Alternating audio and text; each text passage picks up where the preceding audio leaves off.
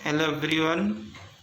आज के इस वीडियो लेक्चर में हम लोग डिस्कस करेंगे force between two parallel currents conductor. अगर कोई भी दो कंडक्टर सपोज दो वायर है इस तरह से पैरेलल रखे हुए हैं तो दोनों में करंट फ्लो हो रही है। सपोज आइदर सेम डायरेक्शन में मीन जैसे नीचे से ऊपर जा रही है, इसमें भी नीचे से ऊपर जा रही है, या इट में भी इन अपोजिट डायरेक्शन, ये एंटी पैरेलल। ये पैरेलल भी हो सकती है करंट की डायरेक्शन, या एंटी पैरेलल मीन्स अपोजिट की, एक में ऊपर है दूसरे में नीचे, या इसका उल्टा भी हो सकता है। तो ऐसा केसेस जब होंगे तब उन दोनों के बीच में एक फोर्स लगता है, मैग्नेटिक फोर्स। वो फोर्स की वैल्यू कितना होगी वो चीज़ इस वीडियो में हम लोग सीखेंगे, राइट। तो यहाँ पे हमने आप देख सकते हो दो कंडक्टर लिया है, करंट कैरिंग कंडक्टर 1, ये आपका 1 है, ये 2 है आपका कंडक्टर 2। और एक में 1 में हमने करंट माना कि ये I1 करंट जा रही है, 2 में I2 करंट, और दोनों के बीच की डिस्टेंस ये मान लिया हमने कि R डिस्टेंस पे, they are kept at R distance, ये पार्ट पे रखे हुए हैं, राइट। तो ये चीज़ हमने यहाँ पे कंसीडर किया। अब इसके पहले हमने पढ़ा है एम्पियर सर्किटल लॉ में, जब भी कोई इनफाइनिटी लॉन्ग करंट कंडक्टर होता है उसके अराउंड एक मैग्नेटिक फील्ड बनती है इस तरह से। इसके पहले हमने पढ़ा है, आपको याद हो, तो उसके लिए हमने मैग्नेटिक फील्ड की वैल्यू भी कैलकुलेट किया। अब ये मैग्नेटिक फील्ड सपोज ये हमने माना, ये ड्रॉ किया मैग्नेटिक फील्ड।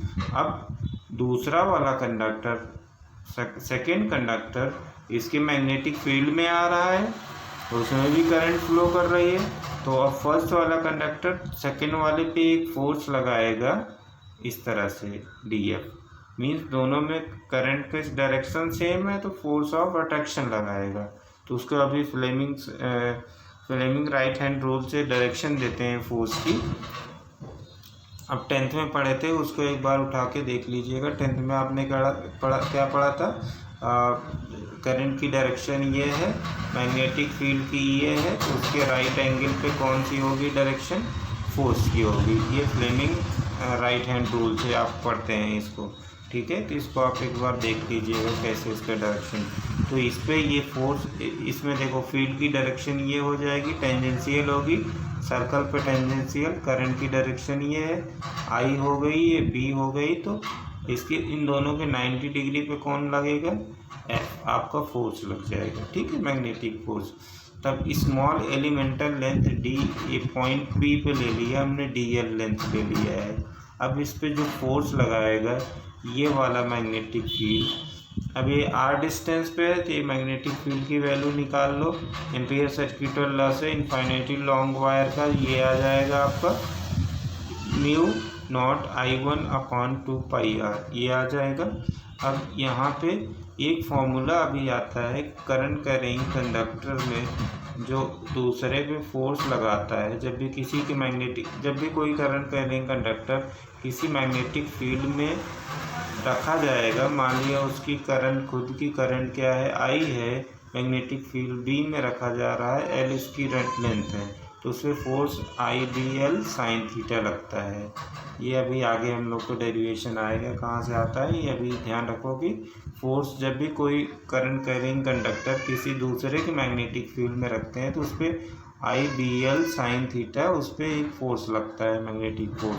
अब उस फोर्स के अकॉर्डिंगली अब देखो ये करंट, इसमें खुद की करंट कितनी हो रही है, I2 जा रही है, I2, और इसकी लेंथ कितनी उस फील्ड में है, DL वेक्टर, और B इसका मैग्नेटिक फील्ड है जिसके फील्ड में ये रखा गया।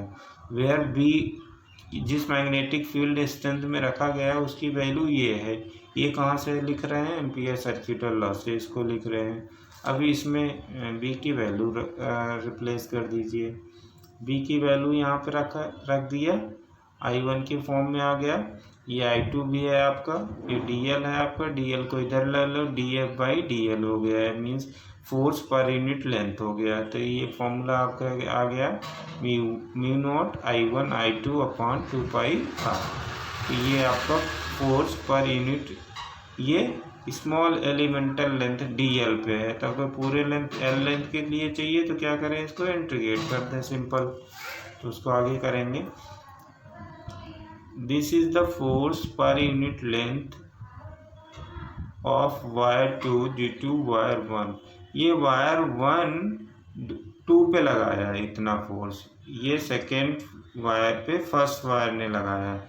अब सिमिलरली फर्स्ट वायर पे भी सेकेंड लगाएगा, उसको भी लिख सकते हैं। अदरवाइज अभी total force of length L length के लिए कैलकुलेट कर लीजिए। इसको क्या करेंगे, ये यहाँ पे हमने देखो सफिक्स लिखा है F21 लिखा है। इसका मतलब ये क्या हो रहा है, सेकेंड पे कौन लगा रहा है, फर्स्ट वाले के लिए integration mu naught I1 I2 upon 2πr into DL। अब इसको DL को इंटीग्रेट करेंगे कहाँ से, जीरो से एल लेंथ के लिए करेंगे तो वो एल आ जाएगा, कैपिटल एल आ जाएगा। तो ये आपका एक्सप्रेशन आ गया F21, मतलब सेकेंड में फर्स्ट की वजह से mu naught I1 I2 L upon 2πr, ये आ गया फोर्स, राइट। सिमिलरली अब फर्स्ट पे हमें लिखना है, similarly force on wire 1 due to wire 2, तो इस तरह से उसको भी लिख सकते हैं। ये अब यहाँ पे नेगेटिव साइन आएगा। नेगेटिव साइन क्यों आएगा, क्योंकि ये फोर्स इस वाले फोर्स के मैग्नीट्यूड तो सेम आ रहा है बट डायरेक्शन उसकी क्या आती है, अपोजिट आती है। तो अब यहाँ से इन दोनों एक्सप्रेशन से हम क्या लिख सकते हैं, इस इक्वेशन नंबर 1 एंड 2 से, इसमें देखो एक्सप्रेशन सेम है बट यहाँ पे साइन निगेटिव आता है। निगेटिव क्यों आएगा, तो आपका ये सेकेंड वायर होगा, जैसे इसमें करंट, इसका मैग्नेटिक फील्ड होगा, ये मैग्नेटिक फील्ड इधर होगा इसका, यहाँ पे ये टेंजेंशियल होगा, ये इस पे, तब इस पे फोर्स की डायरेक्शन इधर हो जाएगी। अब फोर्स की डायरेक्शन वैसे इधर होना चाहिए, तो अगर फ्रेमिंग लेफ्ट हैंड रूल से निकालेंगे बट ये इधर होगी, तो इसको हम यहाँ पे इसलिए माइनस लगाएंगे। अब माइनस साइन ये इंडिकेट कर रहा है, देखो एक्सप्रेशन तो सेम लग रहा है, माइनस साइन ये इंडिकेट कर रहा है ये फोर्स अपोजिट है। तो therefore we can say F12 is equal to minus of F21। Mean second पे जो फर्स्ट लगा रहा है उस पर उसका मैग्नीट्यूड क्या है, फर्स्ट के सेकेंड के इक्वल है मैग्नीट्यूड में बट डायरेक्शन में अपोजिट है। मीन्स ये दोनों वायर एक दूसरे को अट्रैक्ट कर रहे हैं। मीन्स ये इसको अपनी तरफ खींच रहा है, ये इसके अपनी तरफ खींच रहा है। ये इसमें करंट फ्लो कर रही है, उसकी वजह से इसके अंदर एक मैग्नेटिक फील्ड है जो इसको खींच रहा है, इसका भी खुद का मैग्नेटिक फील्ड है जिसकी वजह से इसको अपनी तरफ अट्रैक्ट कर रहा है। इस तरह से ये दोनों कंडक्टर, दोनों वायर एक दूसरे पे फोर्स लगा रहे हैं। मीन्स जब भी करंट हमारी पैरेलल होगी तो एक दूसरे को अट्रैक्ट करेंगे। अब ये करंट सपोज हमने एंटी पैरेलल ले लिया, एक में I1 नीचे जा रही है, I2 ऊपर जा रही है, मीन्स सेम प्रॉब्लम है बट करंट की डायरेक्शन रिवर्ट कर दिया। अब तक क्या होगा, अब एक दूसरे को रिपल करेंगे। आप इसको फ्लेमिंग लेफ्ट हैंड रूल से देख सकते हो, ये फोर्स ऑफ रिपल्सन मीन्स ये दोनों वायर एक दूसरे से अपार्ट होंगे, दूर जाएंगे, क्योंकि दोनों पे फोर्स ऑफ रिपल्सन लगाएंगे, एक दूसरे दोनों को धक्का देंगे। ये इसको इधर ठेलेगा, धक्का देगा, ये इसको इधर धक्का देगा। तो इस तरह से इसमें होता है, राइट। तो ये आपका, अब यहाँ पे आप बोल सकते हैं F21 equal to minus F21, F12 equal to, अब इसका मतलब ये न्यूटन्स एक्शन ऑफ रिएक्शन, जो न्यूटन थर्ड लॉ है उसको ये सेटिस्फाई कर रहा है, ठीक है। एक चीज़ इसमें ये हो गई। अब यहाँ पे आपको नोट में लिखना है, parallel currents attract and anti parallel current repel each other. वही चीज़ अभी हम आपको समझा रहे थे यहाँ पे कि पैरेलल करंट जैसे ये सेम डायरेक्शन में तो एक दूसरे को अट्रैक्शन फोर्स लगाएंगे। मीन्स ये इसको इधर खींचेगा, ये इसको इधर। अगर करंट अपोजिट कर दिया, एक में नीचे एक में ऊपर कर दिया, तो ये इसको धक्का देगा, ये इसको धक्का इधर देगा, मीन्स रिपल्सन लगाएगा, दूर धकेलेगा इसको, ये इधर जाएगा, एक इधर जाएगा। ये इसका ये डायरेक्शन हम लोग डिसाइड करते हैं। इस पे आपके बोर्ड एग्जाम में कई बार क्वेश्चन आए हुए, न्यूमेरिकल प्रॉब्लम आए हुए, तो फोर्स की डायरेक्शन पूछ लेता है। सिंपल सी प्रॉब्लम आपके एनसीईआरटी की बुक में दिया हुआ है, इसकी प्रॉब्लम उसको आपको खुद से करना है। बोर्ड एग्ज़ाम में कई बार आए हैं। अब यहीं से एम्पियर की डेफिनीशन आती है, जो एम्पियर की हम लोग SI डेफिनीशन पढ़ते हैं। अब देखो, अगर यहाँ पे फोर्स का भी हमने फॉर्मूला लिखा, फोर्स पर यूनिट लेंथ अगर हम बात करें F/L, तो ये आपका फॉर्मूला क्या आया यहाँ पे, F/L इधर आता है, L को इधर ले लिया, F/L means force per unit length यहाँ पे हमने लिख दिया, ठीक है, फोर्स पर यूनिट लेंथ। अब μ0 I1 I2 अपॉन 2πr। अब यहाँ पे अगर ये मान लें हम कि I1 I2 इक्वल हैं एंड 1 एम्पियर की करंट वायर में फ्लो कर रही है दोनों, और दोनों कहाँ रखे हुए हैं, 1 मीटर के पार्ट में, मीन्स करंट 1 एम्पियर दोनों वायर में कंडक्टर में फ्लो कर रही है, करंट 1 एम्पियर की दोनों में फ्लो कर रही है, 1 मीटर दूरी पे रखे हुए हैं और ये वैक्यूम में रखे हैं, ये हमने यहाँ पे मान लिया। अब क्या होगा, अब यहाँ पे रखो μ0 करंट की वैल्यू I11 रख दिया, 2π रेडियस मान लिया यहाँ पे, मीन्स रेडियस r मतलब डिस्टेंस है दोनों की, 1 मीटर अपार्ट रखे हैं। अब ये भी मान लिया वैक्यूम में रखा, वैक्यूम में μ0 अपॉन 4π की वैल्यू 10⁻⁻7 होती है। अब इसको सिंप्लीफाई करेंगे, μ0 अपॉन 4π इंटू 2 आ जाएगा। अब 2 कहाँ से आया, यहाँ पे 2 था, इसको 4π बनाना है तो ऊपर नीचे 2 से मल्टीप्लाई कर दिया, यहाँ पे 4π हो गया, यहाँ पे 2 आ गया, तब 2 इंटू μ0 अपॉन 4π की वैल्यू रखो, 2 इंटू 10⁻⁻7 आ गया, ये इतना न्यूटन फोर्स लग रहा है।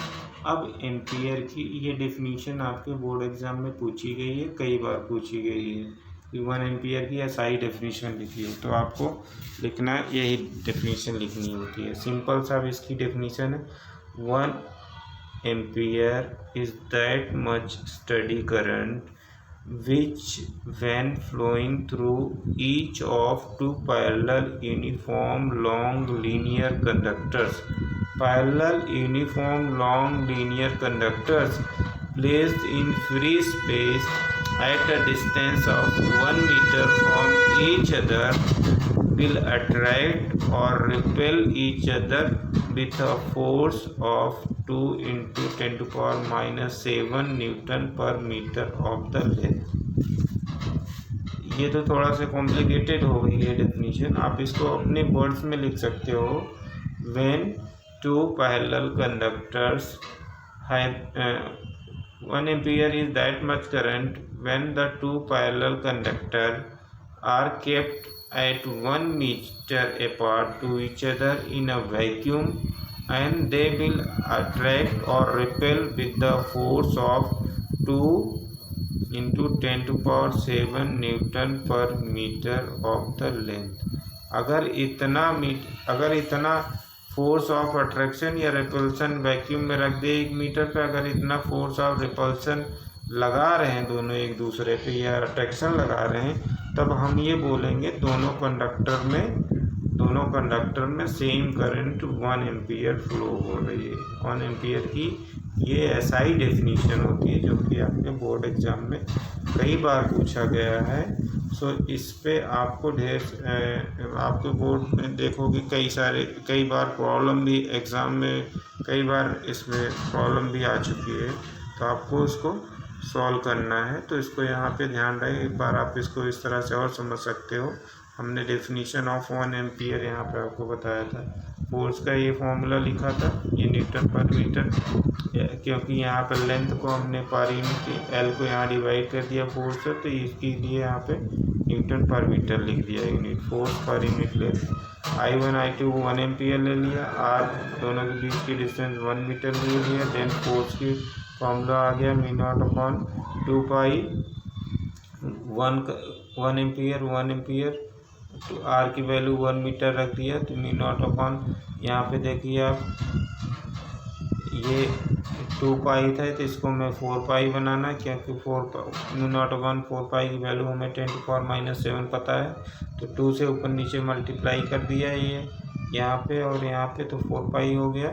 फिर अब इसकी वैल्यू हो जाएगी 2, ये 2 आ गया, इसकी वैल्यू हो गई यहाँ पे 7, 2 × 10⁻⁻7। तो आप ये फोर्स अगर कहीं दो कंडक्टर के बीच में इतना फोर्स लग रहा पर यूनिट लेंथ, तो मानेंगे कि दोनों में 1 एम्पियर जो करंट, जितनी करंट फ्लो कर रही होगी वही 1 एम्पियर की डेफिनीशन हो जाएगी। अदरवाइज जो फर्स्ट टर्म में आपने पढ़ा था वो भी एक डेफिनीशन है 1 एम्पियर की, क्योंकि I क्या होता है Q/T। अगर 1 कूलम चार्ज पर सेकेंड फ्लो कर रहा है तो उसी को हमें 1 एम्पियर बोलते हैं। ये तो आपके जो फर्स्ट यूनिट में पढ़े थे, बट यहाँ पे जो हम लोग पढ़ रहे हैं ये एम्पियर की एक स्टैंडर्ड डेफिनीशन है, एम्पियर की एक स्टैंडर्ड डेफिनीशन है जो कि आपके एग्ज़ाम में कई बार पूछी गई है और पूछा जाता है। तो इसको आपको अच्छे से समझ लेना है, इसको लर्न कर लेना है। ये फॉर्मूला पे आपके जितने भी बोर्ड में आए हुए प्रॉब्लम्स हैं उसको कॉपी में नोटबुक में अटेम्प्ट करना है, सॉल्व करना है, राइट। तो आपको मैं उसके क्वेश्चन बैंक कुछ हैं जो उसको सेंड कर दूँगा, आप लोग उसको सॉल्व करना है रेगुलरली कॉपी में, right. Okay, thank you very much.